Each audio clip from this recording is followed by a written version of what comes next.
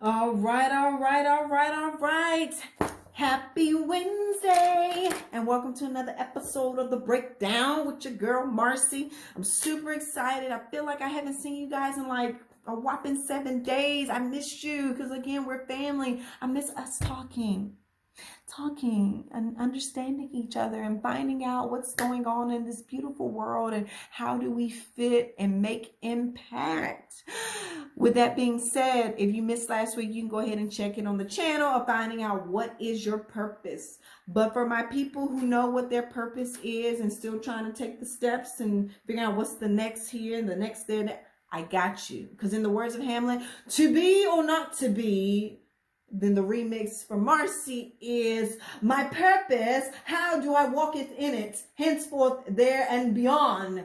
End of scene. Act 1, scene 2. All right. So we're going to go back to the book, The Pursuit of Purpose by the belated Miles Monroe. Again, this is a book that you need to add to your read list for the year. I recommend it Sooner versus Later. It's an easy read, hands-on, enough space for you to write notes, take notes, and so forth. But I'm excited about it. The second chapter, The Nature of Purpose. And one of the things that stuck out to me, because we're going to jump straight into this thing, okay? You are designed for your purpose. You are perfect for your purpose. Now, you might be saying, Marcy, what's up with all the dramatics of the you, your pronouns? Because I want to make sure that you understand this. Nobody can do it better than you at the end of the day. Nobody can smile like you smile, dance like you dance, sing like you sing, have the attitude, personality, life, everything like you. Because God made one of you, and that's it. But Marcy, I'm a twin or I'm a triplet. Aw, that's so cute. Even though you might be a twin, triplet, or a quadruplet or whatsoever, you guys are still different. Whenever we break it all the way down to the molecular level, there's still some differences. You might look the same, but you guys are still different. The personalities, the conversations, the body language, all of that is different. Because some people say that my sister Marsha and I are twins. I don't see it. They say, oh, it's in the eyes, it's in the nose, it's in the mouth. And I'm just like, no, I don't see it. But do y'all see it? But she's going to be up here in a couple of weeks anyway, because her birthday is going to be coming up in the month of March. So we got to make sure we do our little shout outs for her. But this is the part that I want us to understand when it comes to differentiating ourselves, because it's important for us to stay true to ourselves so that we can abide in our calling, purpose, gifting, abilities, and so forth, because we don't want to cheat somebody else out. So hear this part from the book. To remove your purpose would be to significantly change who you are.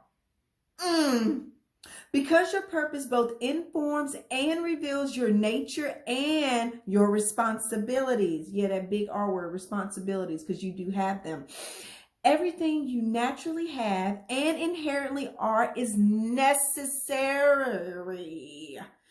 to you and for you to fulfill your purpose. So your height, race, color, language, physical feature, intellectual ability, and capacity are all designed for your purpose. So why would I change myself if that would alter my purpose? Which means I would be taken out of the right place at the right time with the right relationships of people to do what I need to do to be able to let everybody benefit from it. Then I'm not abiding in my purpose. I'm missing out. I'm actually cheating somebody else whenever I'm trying to be like somebody else.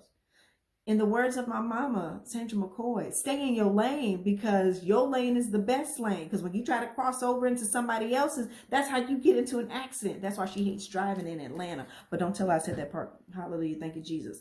But here's the other kicker. What God wants is established, but how he get it may vary. What do you mean, Marcy? Okay, God has put different gifting and abilities and talents in all of us. Now, how we're going to use those gifts and those abilities, it will vary. It depends on opportunity. It depends on timing. It depends on the mindset. So whenever we get the mind, heart, soul, all of that is in alignment and on one accord, and I'm being true to myself, then guess what? I'm going to have that sense of fulfillment. somebody else is going to benefit from my giftings, abilities, and talents. And then that's whenever I can see I can get to the next level. But Marcy, that sounds like a lot of work. I mean, I've been doing this for so long, or I'm 18, or I'm 42, or I'm about 60 some years old. It doesn't matter your age, okay? Because there's different stages in your life as you get older and whenever you're younger that somebody else might not have experienced yet. My daddy called it time on earth. There's things that I don't know that a 50-some-year-old, let alone even a 38, 40-year-old, yes, I know I'm about to say my age, but calm down, relax. But there are things that they know that I'm going to benefit from. And then when it comes to the flip-flop side, people that are younger than me, 18, 20-something, early 30s, might benefit from me. So I cannot afford to be selfish. I cannot afford to be like, these people over here, these people over there, these people all over everywhere, because it will impact somebody else, either positively or negatively. So whenever you're true to yourself and you stick to your purpose, you will see that, hey, I do have a sense of fulfillment. Hey, I see that, the things that I do now not only impact my current situation, but it's setting me up for something in the future. Because I'm staying in my lane. Stay in your lane. And when you stay in your lane and you have a peace about it, bro, there's nothing that you can't do. It's all about timing. It's all about the time. It's all about the opportunity. And what you do with that time and that opportunity will determine if you're even able to get to the next step.